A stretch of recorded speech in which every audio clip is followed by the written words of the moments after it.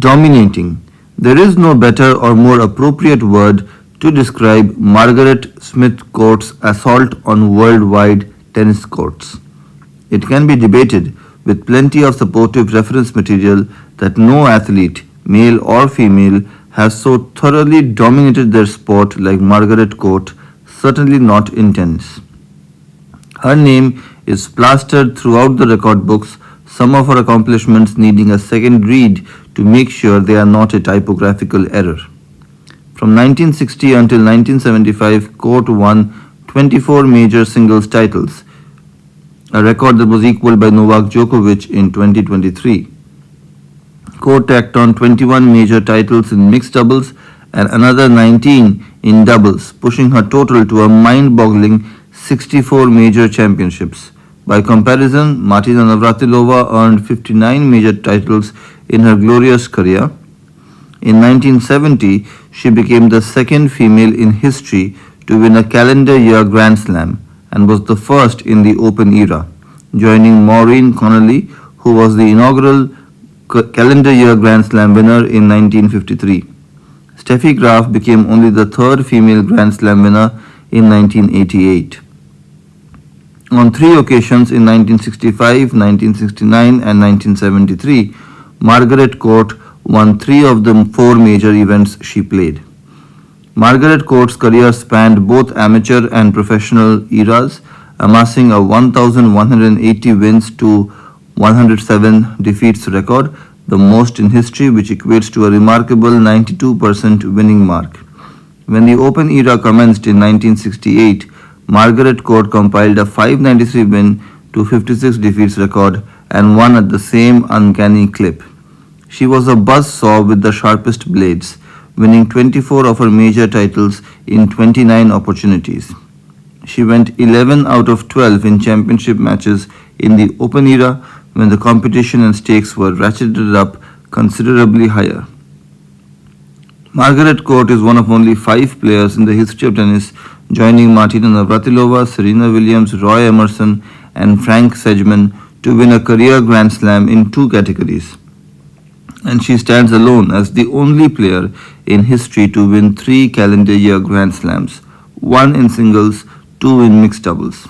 Margaret Court won singles, doubles, and mixed doubles championships at all 4 majors, and only Martina Navratilova and Doris Hart can claim the same accomplishment. But Court won all 12 majors at least twice. No one in history has come remotely close to that record. An astonishing 40 of her major championships came in doubles, the coup de grace coming in 1963 when she teamed with fellow Aussie Ken Fletcher to win the mixed doubles Grand Slam. In 1965, she became the only player in history to win a mixed doubles Grand Slam twice, winning the French and Wimbledon with Fletcher, the Australian Open with John Newcombe, and the US Nationals with Fred Stoll. Margaret Court's 40 doubles and mixed doubles titles were enormous accomplishments, winning 11 at the Australian Open, 8 at the French Open, 7 at Wimbledon, and 12 at the US Nationals or US Open. Margaret Court was born in Albury, New South Wales in Australia and won 23 of her 64 majors at the Australian Nationals or Australian Open. In 1960, when she was 17, Court won the first of 7 consecutive Australian Open championships from 1960 to 1966 and 11 overall. She was a different breed of tennis player, placing paramount importance on fitness training, a discipline instilled into her from her coach Stan Nichols. Margaret Court, who was nicknamed the Aussie Amazon, was perhaps the fittest player on tour, her strength and endurance buoyed by weight, circuit and cardio training and running sand hills. Her physical advantage enabled her to overpower her opponent in the relentless serve and volley game. Margaret Court's reach at net was all-encompassing, prompting Billie Jean King to tab her the arm. Court had a powerful serve, using all of her body parts effectively, employing a strong knee bend and a smooth arm rotation. Her supreme fitness enabled her to return to competitive tennis on 3 occasions after having children. After a third child was born in 1975, Court's career had only 2 years remaining. She shares the record for the most major titles by a mother with Belgium's Kim Clijsters.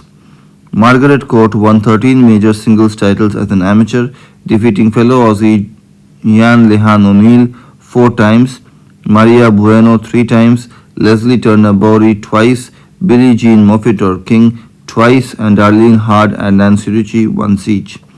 In those 13 championships, Court swept her opponent 8 times. 3 went the distance, 1 came when her opponent retired, and 1 was in a walkover. In her 11 Open era titles, she upended 8 different opponents, including Yvonne Goolagong Cawley 3 times. Only Goolagong Cawley defeated Court in the major final, winning the 1971 Wimbledon Ladies Championship in 3 sets. After I defeated Margaret Court at Wimbledon in 1971, I found out later she was pregnant, and I thought, so that's why she played so badly. Goolagong joked. Margaret Court won more than 100 matches a year 5 times in her career, but the pinnacle came in 1970 when she won 21 of 27 tournaments and 104 of 110 matches en route to winning the calendar year Grand Slam. She was particularly punishing that year, losing just 13 games at the Australian Open in 6 matches and rolling through fellow Aussie Kerry Melville 6-3, 6-1 to win the first leg. The French Open was slightly more difficult, just one potential stumbling block in the second round when Russian Olga Morozova pushed Margaret Court to 3 sets, including 6-6 in the second set, before the number 1 seed prevailed 3-6, 8-6, 6-1. Come the semi-finals and finals, Court lost 8 total games in defeating Julie Heldman 6-love, 6-2 and West German Helga Nielsen 6-2, 6-4 for the second leg. The Wimbledon ladies singles final featured number 1 Court against number 2 King, and the match was as competitive as any final Court had played in thus far. She earned the third leg of her Grand Slam, but it wasn't a cakewalk, 14-12, 11-9.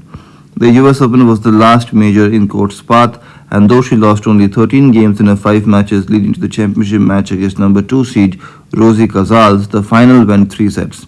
Against Casals, Court displayed a range of shots that complemented her serve and volley technique. Her lob was particularly proficient that afternoon before a capacity crowd hopeful to witness tennis history. The match was tied at 1 set apiece, but in the third, Court executed her serve, approach shots, net play, lob and overhead to perfection and cruised to victory 6-2, 2-6, 6-1. When Casals' forehand went wide and Court had etched her name in the record books, there was no triumphant tossing of the racket or leaping the net or falling to the court in disbelief. Margaret Court methodically and calmly walked to the net and shook Casals' hand. She retreated to her seat courtside, $7,500 richer, which was the biggest monetary prize in women's tennis at that time, and had become a calendar year Grand Slam champion, fulfilling a dream long in the making. Margaret Court was calm, cool, and composed. Court missed the 1967 season when she temporarily retired, and most of the 1972 season after the birth of her first child.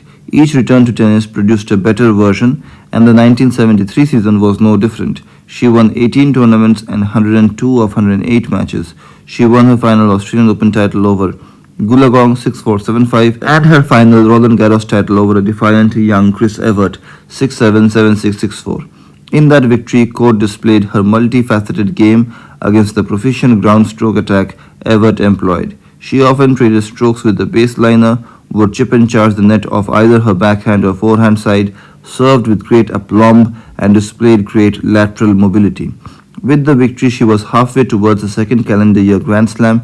As the number 1 seed at Wimbledon, Court advanced to the semi-finals, where Evert exacted a measure of revenge, stopping Court from becoming the only female player in history to win 2 Grand Slams by defeating Margaret Court in the semi-finals 6-1, 1-6, 6-1. For the Aussie, it was the third of 4 losses in the Wimbledon semi-final, the last coming in 1975 after she returned to the tour after the birth of her second child. Margaret Court displayed her champion mettle at the US Open 2 months later, defeating compatriot Goolagong 7-6, 5-7, 6-2 for her 5th and final title in New York. Between 1961 and 1975, Margaret Court was the world's top-ranked player, a distinction that made her a target for the hustling tennis promoter Bobby Riggs, who challenged her to a tennis match in Ramona, California on May 13, 1973, which happened to fall on Mother's Day. The made-for-television event on ABC brought out a gallery of celebrities and tennis stars including John Wayne, Don Budge, Pancho Segura, Casals, and more, each of who had an opinion on who would win. Margaret Court did not take the match particularly seriously and was not prepared for Riggs, who hit soft and short and used dings and lobs to defeat Margaret Court 6-2, 6-1 in what was dubbed the Mother's Day Massacre. Court's loss led to Bobby Riggs and Billie Jean King meeting in the famous Battle of the Sexes 4 months later in Houston's Astrodome. In no fashion could that loss tarnish Margaret Court's accomplishments. She had won more than half of the majors she competed in 1963, 1964, 1965, 1969, 1970, and 1973. On 36 occasions, she was a semi-finalist and reached the quarterfinals in 43 of 47 singles majors. Court seemingly never tired of playing tennis, finding time to win 4 championships in 1964, 1965, 1968, and 1970 as a member of the Australian Federation Cup team.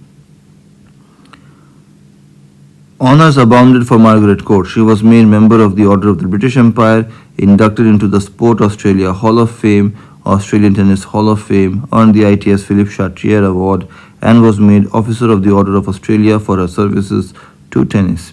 In January 2003, Show Court 1 at Melbourne Park, home to the Australian Open since 1988, was renamed Margaret Court Arena.